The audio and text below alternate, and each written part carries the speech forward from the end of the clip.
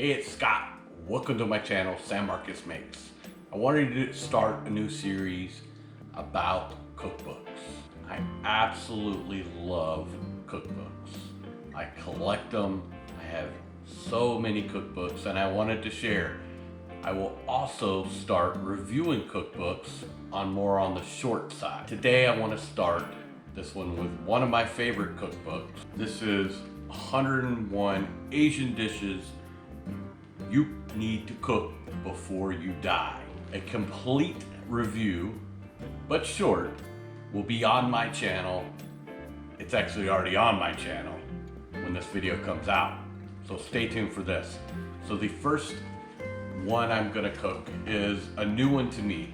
It is a dish from the cookbook, and it's a dish that I have absolutely never even heard of, from a country that I don't think I've ever cooked from, which is Vietnam. So this week's recipe will be caramel shaken beef. I will put the proper name somewhere around here because I'm not gonna butcher it. This is a very easy dish that can easily be made on a weeknight, weekend, and it uses a couple of my favorite things. One, the wok, one of my favorite ingredients, Maggi sauce. Never had Maggi sauce. Maggi sauce is a soy sauce, but a little bit sweeter. If you cannot find it, which this is available in most grocery stores, but if you can't, Asian grocery stores, but even if you can't, just simply same amounts of soy sauce, but you may want to add just one more tablespoon of sugar to the ultimate recipe. Let's see how to make it. Don't forget our new tradition. You have to find that Beanie Baby somewhere in this video. If you don't know what we're doing, my daughter loves her Beanie Babies. Somewhere in this video will be a Beanie Baby. This one's special. This one ties in that Vietnam thing. Let's see if you can spot it. If you can, put the timestamp. Bonus points if you know the name of that Beanie Baby. So we're gonna start off with anywhere from 1 pound to 2 pounds of beef. What I am using, which is kind of like some stir-fry meat. Traditionally, it appears like this is a dish that they're gonna use about 1-inch cubes of kind of a stew meat, but I want a kind of a different, little bit of a texture. This is some Wagyu beef, but we need to marinate it first.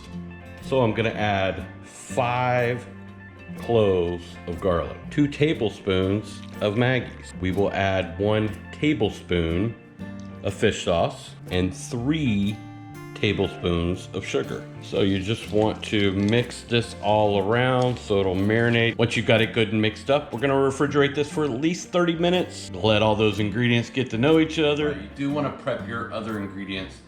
As most wok dishes, this is a pretty fast cooked dish. So have everything ready. So a couple things I need ready.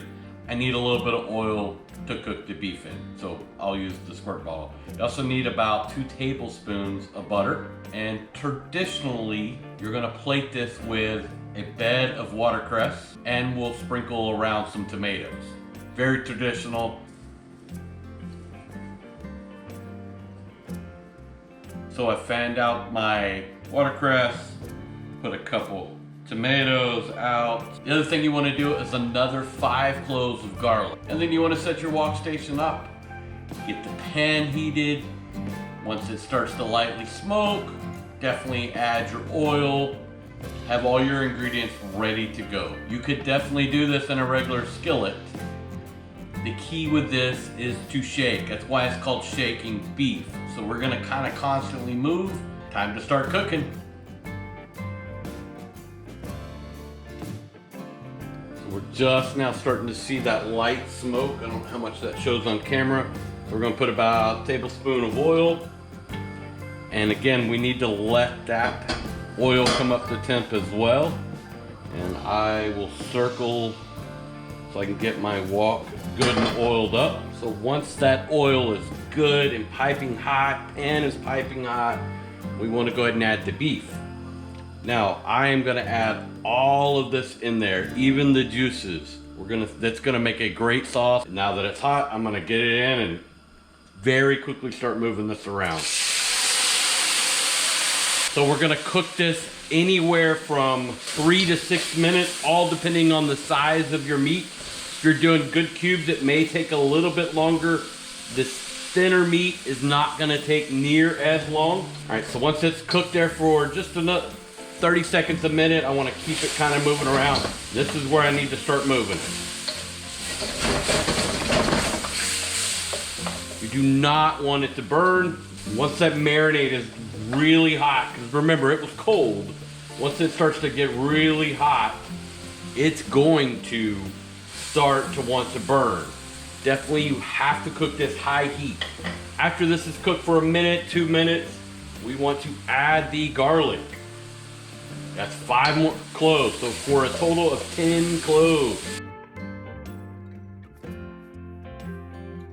Let that cook for another minute or 2. Next, we're gonna add our butter. That's 2 tablespoons of butter.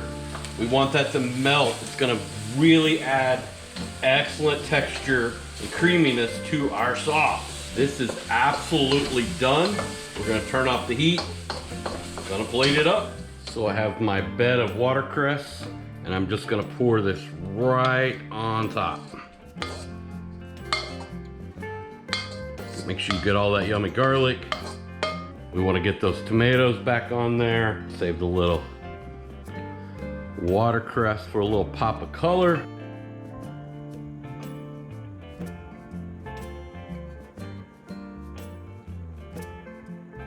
See, that was pretty easy. All right, let's try this. I am really looking forward to this. Nice little piece of beef, and I want to make sure I get some of that watercress. Don't need a lot of much watercress though.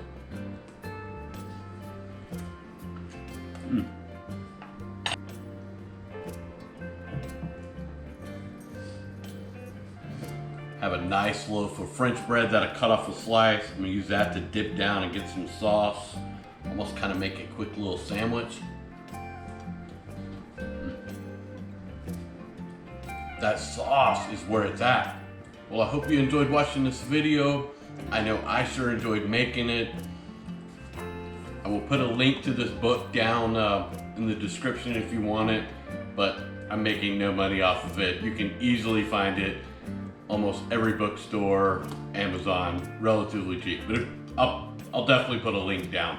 But good little book. I've definitely cooked many dishes from this cookbook. I think I do more inspiration, names of dishes. This is a dish I'd never heard of.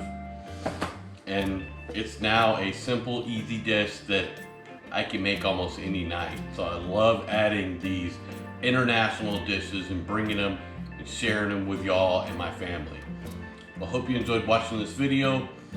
Please do me a favor, like, comment, subscribe. Tell me if you saw that Beanie Baby, its name. But please always remember my rules. Beans do not go in chili. Okra does not go in gumbo. But it is perfectly fine to put pineapple on pizza.